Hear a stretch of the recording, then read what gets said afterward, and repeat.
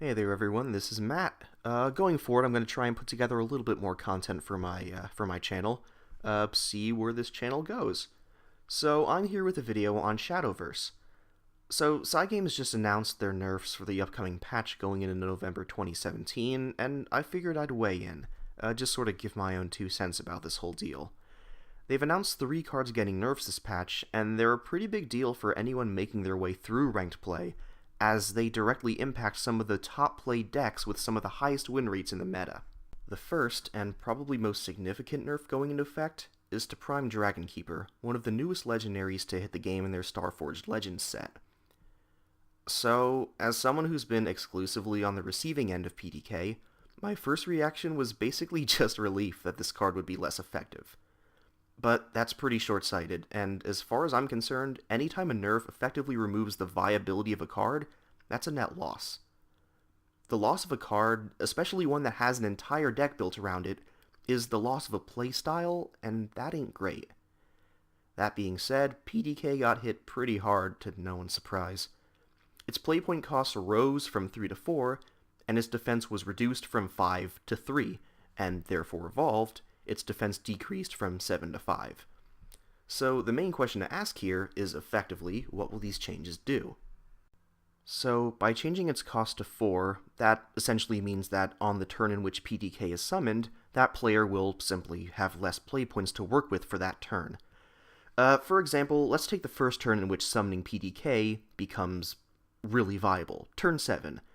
Overflow just became active for a Dragoncraft player, which means PDK's effect of cannot be attacked is active.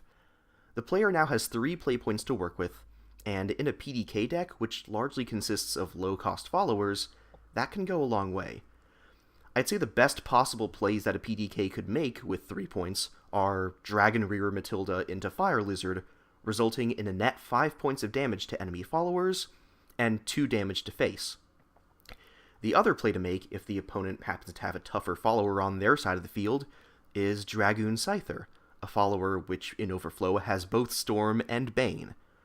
So obviously these are the luckiest possible scenarios, but the deck has plenty of low-cost followers available to substitute, and as long as PDK survives to the next turn, you'll have 8 play points to work with.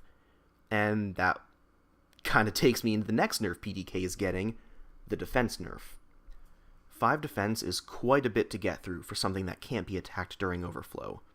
There is effective targeted removal in Shadowverse, but most of these cards cost 5 play points at minimum. I'm talking about cards like Dance of Death and Execution. But for any removal effect lower than that, it's pretty likely that the removal effect is performed on a random follower. And because PDK's playstyle floods the field with followers, actually destroying it with one of these random removal effects would be left up to chance. Otherwise, it could take 2 damage-dealing effects to finish off PDK, and possibly even 3 depending on the class you're using, like Forestcraft. And once PDK evolves and hits 7 defense, you can forget taking it down with anything less than a removal effect. The fact that PDK's default defense is hitting 3 is a big hit. Like, tons of damage effects or spells can hit that easily. Shield of Flame, Halo Golem, Breath of the Salamander. Havencraft can now hit it with banishing effects from Priest or Scripture. Some people are going to have to save their evolutions on PDK and hope their opponent doesn't have an answer to that. So, long story short, what will PDK's nerfs do to PDK decks? The first nerf will possibly cause PDK decks to take maybe a turn or 2 longer to make their kill, and the second nerf will require players to primarily use their evolutions on PDK to make it beefier for 5 defense, and sadly not making those evolutions available for hard-hitting Storm followers such as Forte or Genesis Dragon. Now, really, it's not that difficult to save up Evo points until you hit Overflow thanks to ramping effects. So will this make PDK lose its viability? We'll have to wait and see. I really hope Cygames actually keeps monitoring win rates of decks that they nerf after the patches. And as I said earlier, the loss of a deck is the loss of a playstyle.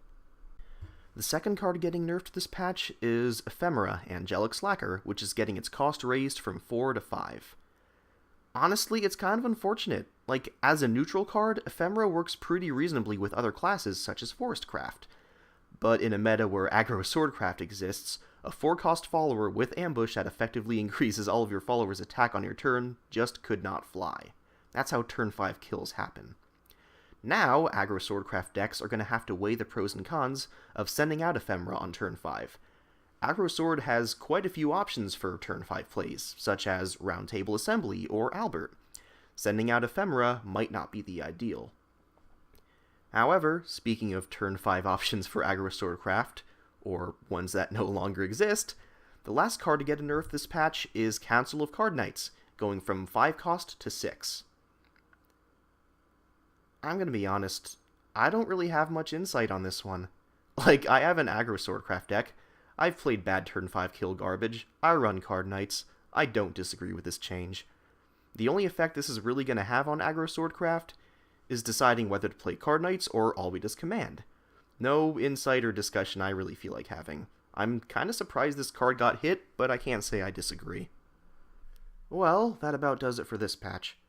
There's a few cards I expected to get hit, such as D-Shift or Staircase to Paradise, but I think I can deal with those sticking around until next patch at least. I mean, I've been on the receiving end of D-Shift plenty of times, and zero interaction decks are pretty disheartening to play against. But from my understanding, D-Shift's win rates aren't outrageous.